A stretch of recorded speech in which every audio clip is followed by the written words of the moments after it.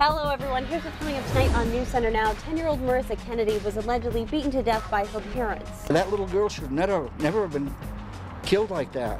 Neighbors say police and DHHS knew about the abuse. I want to prove to people that it's possible. With a history of crime and addiction, he says he has to prove his worth at work every single day. And huge companies are choosing sides in the gun control debate, but some Maine shoppers say they should stay out of it. This is News Center Now.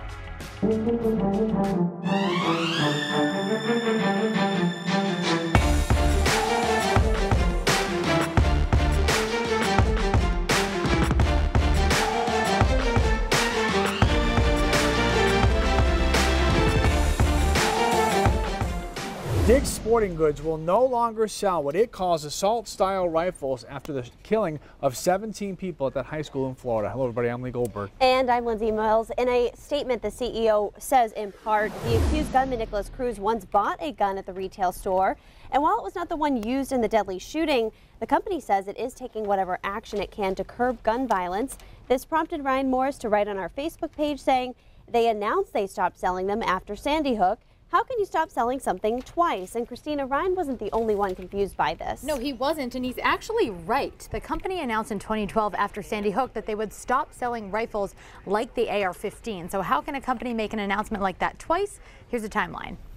December 14th, 2012, 20 children and 6 staff members are killed by a gunman at Sandy Hook Elementary School in Newtown, Connecticut. In response, Dick's Sporting Goods releases a statement that reads in part, "During this time of national mourning, we have removed all guns from sale and from display in our store nearest to Newtown and suspended the sale of modern sporting rifles in all of our stores chain-wide. So-called assault-style rifles are removed from the shelves." Just over 6 months later, Dick's opens a new outdoor chain store called Field & Stream. This new chain does in fact sell rifles, including AR-15s. There are 35 Field & Stream stores across the country.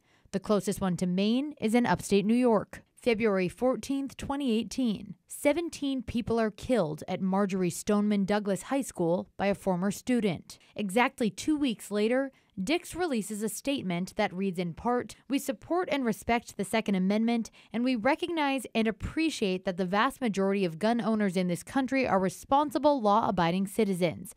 But we have to help solve the problem that's in front of us. Now, neither Dick's Sporting Goods nor Field & Stream will sell these rifles. The stores will also stop selling firearms to anyone under 21 and will no longer sell high-capacity magazines. There are 4 Dick's Sporting Goods in Maine, in South Portland, Topsom, Augusta, and Bangor." So according to a market research firm, the 4 largest gun sellers in the United States only make up about 5% of the market. So it's really a market of a lot of smaller vendors.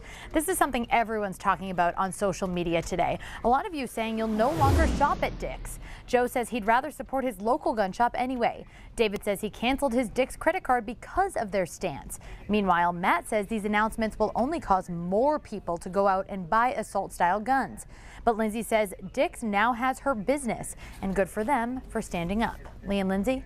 All right, Christina, thank you very much. And as you mentioned, this is just taking over social media right now. So lots of comments, and we love all your comments on our Facebook feed. Everybody stay respectful. That's all we ask. But we want to hear what you guys have to say. So Absolutely. Thank you very much. So the Sporting Goods Company is one of several private businesses that are making changes after the Parkland massacre. More than a dozen companies cut off relations with the National Rifle Association, stopping member discounts. Delta Airlines is one of them, and lawmakers in Georgia not happy. The airline's hometown is Atlanta, where they receive huge tax breaks. But if Delta is going to attack the Second Amendment and the NRA, according to conservatives in Georgia, those tax breaks will disappear. And now other states are swooping in. The governor of New York says Delta is welcome to move there. Governor Northam says Virginia is for lovers and airline hubs. It would be a great get for most states, as Delta says it employs 33,000 people in Georgia and has an economic impact of more than $43 billion a year for its home state. But this probably isn't more than just an online spat. It would cost an obscene amount of money for Delta to actually move its headquarters. Okay, and in other news tonight, the couple who admitted to beating their 10-year-old daughter to death making their first appearance in court today. Julio and Sharon Carrillo are charged with depraved indifference murder. Court documents show Marissa was beaten and abused for months. The couple admitted to whipping the girl several times a day. According to state police, the girl had not been to school since November. Before moving to Stockton Springs, the family had lived in an apartment in Bangor. Neighbors say they would hear the couple fighting constantly. One neighbor says he even kicked the door down one night because he could hear a physical fight taking place. Everyone is wondering how this wasn't stopped sooner. Truant officers were here. Yeah. DHS was here. All these agencies were notified. And someone's dropped the ball here. That little girl should never have been killed like that. It should have been stopped before with all the people that reported them. Now, Bangor police say they did have contact in the past with the family, but were not able to go into detail due to the active investigation. The couple's bail has been set at $500,000. All right, switching gears to something much more pleasant to talk about, and that would be our weather. That's right. What's up? March is usually brutal, but you know, it starts tomorrow and not too bad. Yeah, tomorrow's not going to be bad at all. And just yet another day today, February, in the upper 50s. Broke a record today in Portland, relatively quietly because we've been focused on the storm coming up on Friday. 60 in Sanford, 62 in Portsmouth, even to the north of the warm front, which typically is on the cold side, right? Still upper 40s, low 50s in Waterville. It just has become this pattern, it seems like, over the past couple of weeks. It doesn't surprise anybody anymore to get this mild. There's the warm front right there, bringing a little bit of snow into the mountains and a little bit of valley rain showers out towards Bangor and into the coastline as well. To the south of that continues to be mild. Most of us will be mild through the night tonight as this warm front lifts into northern Maine with a little bit of snow ongoing there, a couple of inches, no big deal. A lot of us stay though in the 30s, a morning shower, and then after that another mild day tomorrow. Temperatures upper 40s, low 50s, particularly over southern Maine, right around 40-45 over northern Maine as that continues to lift away. And then we focus on the storm on Friday, which will approach on Friday morning. You can see the precip shield here, and then it moves in during the day on Friday. It will be largely rain, but guys, the precip isn't the issue with this storm. The winds and the flooding. We'll talk more about that in a few minutes. Yeah, definitely a lot of people keeping an eye on that. So thank you very much, Keith. All right, so trying to return to normal life as survivors of the Parkland school shooting go back to class. That story is coming up. And many Maine firehouses were built decades ago before there were female firefighters. Why the facilities may need an upgrade.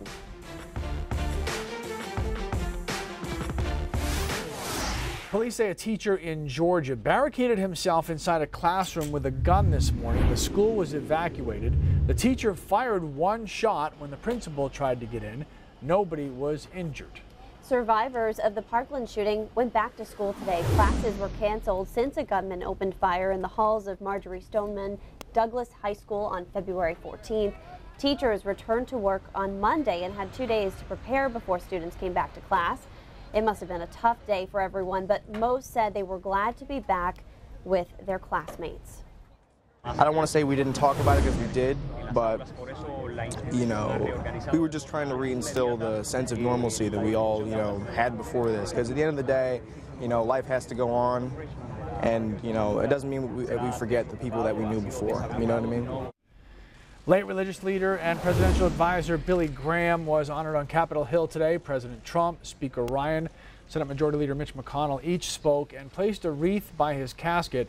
Graham is only the fourth person to lie in honor in D.C. Rosa Parks and two Capitol police officers who died in the line of duty were honored before. Finding a reason to stay sober. I was just coming back to my same miserable life. When you have the right motivation, the road to recovery can be a little bit easier. And there will be a risk of flooding later on in the week. Keith will be back to let us know what to expect. With a third place finish, we're not expecting much. The majority of inmates in Maine's jails are behind bars for crimes connected to their drug habits, including theft and burglary. But when they get out, the challenge becomes finding a job or housing, ways to prevent their substance use disorder from controlling their lives again. There are people who succeed, each for unique reasons, but one Maine company is facilitating that success and saving lives. Before the sun comes up, good morning. Former felons are awake, great. How many people have spent time in prison? And working on themselves before heading off to their jobs. pain. It's actually a motivator. The company Maine Works hires ex-cons and people recovering from substance abuse, giving them a chance despite their criminal records. Well, life kind of came crashing down. Cecil Sologoran just needed another chance. I had a fantastic job. I had the girl, the car, the dog, the house. Everything was great, and all pretty much, it seemed like overnight, just crashed down. He says a broken collarbone led to a reliance on pills. I'd do whatever I had to do to get them. Pills turned to heroin, cheaper and stronger. Literally nothing mattered. I couldn't function without heroin. I couldn't get out of bed. I literally went to work just to steal money or steal something, or, you know, make my day's pay at least, and so that I could continue to support my habit, and that's all that mattered.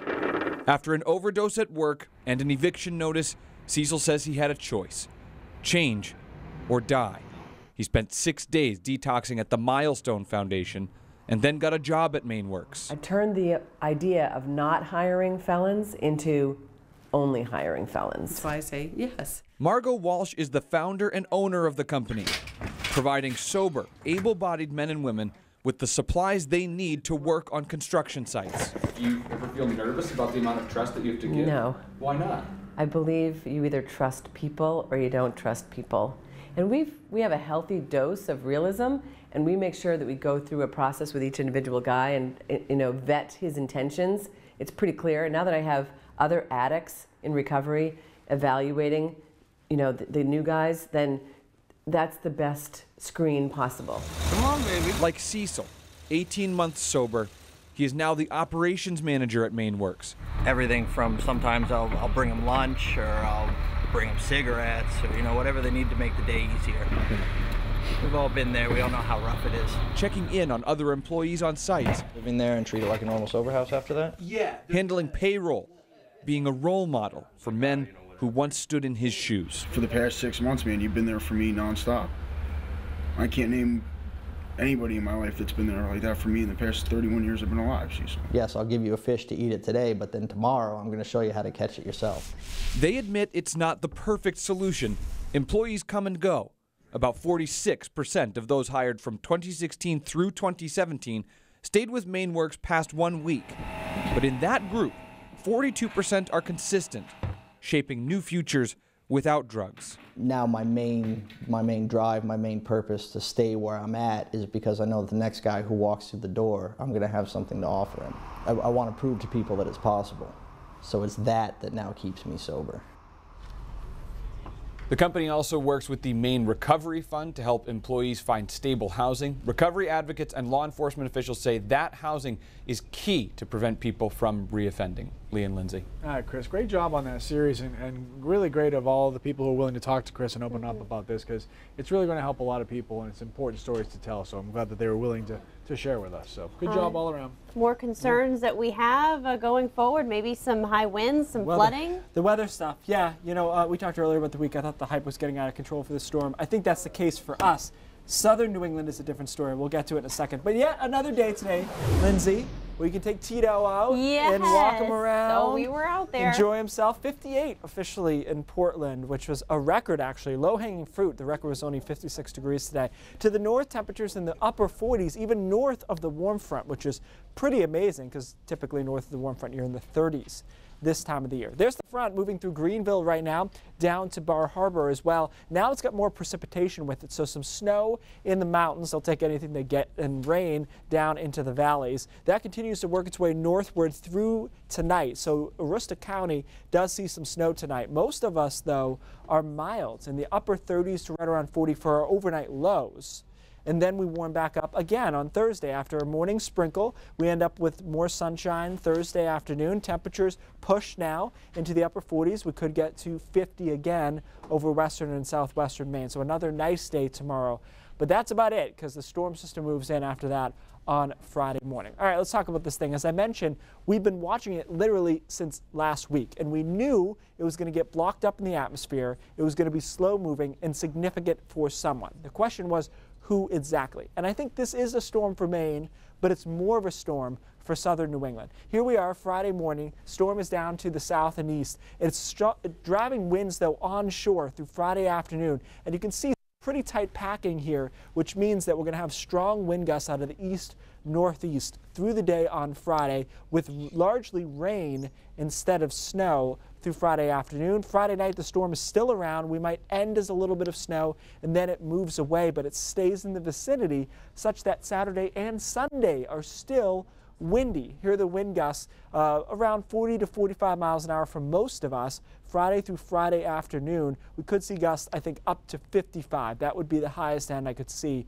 right along the coastline. But notice it stays windy through the day on Saturday, right along the coast, with wind gusts still over 40 miles an hour at that point. I think the biggest story, though, is the piling of the water, storm surge that will occur on Friday, corresponding with astronomically high tides. So you look at the projected gauges here for Portland and southern Maine, and you're looking at a moderate flood event, a 13-foot, not storm surge, 2-foot storm surge, 13-foot level here, 11.9-foot level on Friday night. So we're going to have a couple of chances to get into that moderate end of flooding on Friday.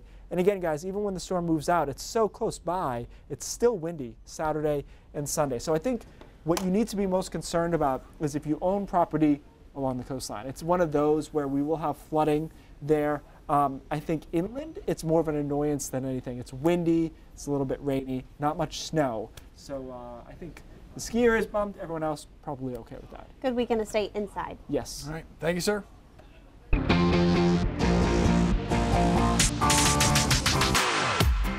Here's the current state of social media. Snapchat ticks off users with a crazy redesign. Instagram annoys users with their hated algorithm. And Facebook, struggling to deal with fake news, and Russian bots are all over Twitter. So what is left for us to enjoy, really? The latest bandwagon is for a 3-year-old social media app that already has more than 1 million users. Here's a sneak peek at how Vero works. The overall look is incredibly sleek. When you sign up, you're able to categorize your connections as acquaintances, friends, or close friends, choosing what you want to share with specific audiences. Now, it's similar to other platforms where you share links and pictures, but it's also a place to recommend music or a movie. A big thing is that iTunes is actually integrated into the app as well, so you can listen to snippets, even going into the album. You can search different hashtags, different products. Obviously, you can slide into some DMs, but what I would say that sets Vero apart is you can't necessarily type out whatever thought comes to your mind. You're sharing something tangible, so to speak. And according to Vero's website, it's a social network for anyone who loves anything enough to share it. Now, Vero had overnight success, but the hashtag #DeleteVero is already here for a multitude of things. One, it's a process to delete your account. Second, the wording in the original user agreement allowed Vero to have ownership of user content, something Vero has said they fixed and updated, so now users are the sole owners of the content they post. Finally, it's reported that co-founder Ayman Hariri was the CEO of a now closed Saudi construction company. Reuters detailed in 2016 how migrant construction workers were abandoned at desert camps without pay and basic resources. Now, he's also the son of Rafik Hariri, who served as Lebanon's prime minister before he was assassinated in 2005. Rafik was also accused of corruption, something his son denies. Now, that's a lot of information to take in, right? That being said, the Now team is giving Vero a shot for exactly 1 week, so feel free to follow us if you choose to download Vero. Now, come next week, we'll talk about what we think of the social network and whether or not it'll be the next big thing. Lee and Lindsay? Already made my first post. Yes, you did. You're my close friend. I'm still trying to figure out how to add it. Okay, thank you very much. I'll help you there. Thank you. Some of Maine's fire stations were built more than 60 years ago, a time when there really weren't a lot of female firefighters. Many buildings need upgrades and renovations, and while plans could soon be in the works to rebuild, fire officials hope to accommodate more women in the department. Snug is probably the best way to describe the bay door space for fire engines at Portland's Central Fire Station. And we had to cut these doors so that it would fit in the building. A sinking floor is another sign of a deteriorating building at East Deering Station. This part of the baseboard is where the slab should be, and now the floor is now sitting down here. And perhaps the most visual indication of needed upgrades, this shared space. All these stations were all built at the time that there were no females in the fire department. It's used for sleeping and paperwork by both the men and women of the department. Facilities were designed strictly for the fact that there'd only be men using them. We're so far past, you know, the gender difference that most women can do the same job as the men. News Center Maine interviewed Lyda Green over the summer. She works for both the Cumberland and Portland fire departments. We've had as high as up to almost 20 females in the department. We've been averaging that. We've really been staying in that average over the years between 12 and 15. Portland Fire Chief David Jackson says his department could set a statewide example of how to address the upgrades. They are looking at departments in other cities similar in size for guidance. Chief Jackson says they remain in the planning stages and there is no timeline for work to begin. And in terms of paying for this new construction, the city might be eligible for some state or some federal grants. We definitely need some help, right? Got to get those firehouses ready to go. Up to par, yes. All right, so here's what's coming up tonight on News Center at 5:30. The leader of Maine's prison systems was supposed to talk to lawmakers about the sudden closure of the Down East Correctional Facility, but he didn't show up. Don Kerrigan discovered that the governor may have told his corrections commissioner to stay away. And on the last day of Black History Month, we'll take a look at Maine's role in the Underground Railroad. Those stories and more coming up at 5:30. Okay, a lot of you have asked this on Facebook tonight. Are you wondering where the snow has been? Seems like the flakes took a European vacation. Raindrops is next. So while we're experiencing spring, essentially, there's a way this all works out in the atmosphere, right? So somebody's got to be cold. Somebody is Europe, and specifically Rome. Beautiful footage of Rome. This is actually their time, 2 days ago now, but it snowed significantly, about 1.5 inches to almost 2 inches of snow. Now, it snows about every 5 or 6 years there, so it's not unheard of. It is unusual for it to be anything more than flurries, however. So this shut the city down. Don't forget, a lot of people drive Vespas and stuff there. It's not really like... Bicycles? Yeah, you don't have any four-wheel drive. I think the Pope Mobile, though, does have four-wheel drive, so that's good. Quick quiz for you, and I just learned this the other day, so don't feel bad. What do you think the equivalent latitude city in the United States is with Rome? With Rome? Like, where is it in North Carolina? Is it in Georgia? Yeah. Where do you Myrtle think Beach. it's I'm going to say somewhere in North Carolina. New York City. What? It is the same latitude almost exactly as New York City. The difference is the Mediterranean is so warm and the currents are so mild, it keeps them from snowing. But isn't that amazing? I did not realize that about Rome either. The most surprising part of that video is how everybody has winter gear. Like That they've is got surprising. coats and hats for a place where it snows every 6 years. Yes, Yeah. they just went and bought all that stuff all at once. Italian clothes, you can't go wrong, right? That's Right. true. Good All right. style. Well, you can't go wrong with News Center at 5:30 either because it starts right now.